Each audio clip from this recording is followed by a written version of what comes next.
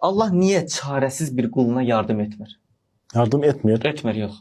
Çarəsiz quluna. Həqiqətən bax, mən həqiqətən ehtiyacım var. Bax, banka gedib girəcəm, günaha girəcəm. Allahın dünyada ən sevdiyi qulu kim olub? Deyək ki.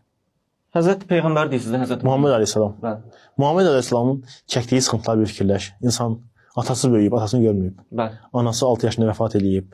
Sonra babası yanında böyüyüb, babası da ölüb. Öz qəbiləsi tərəfindən etirazlara məruz qalıb. Bəli. Öz doğma insanları, öz əmisi tərəfindən necə təhqirlərə məruz qalıb. Daşlanıb. Getdiyi yerdə daşlanıbdı. Bəli. 7 dənə övladı olubdu. Onun 6-sı özündən əvvəl öz gözünün qarşısında vəfat edibdi.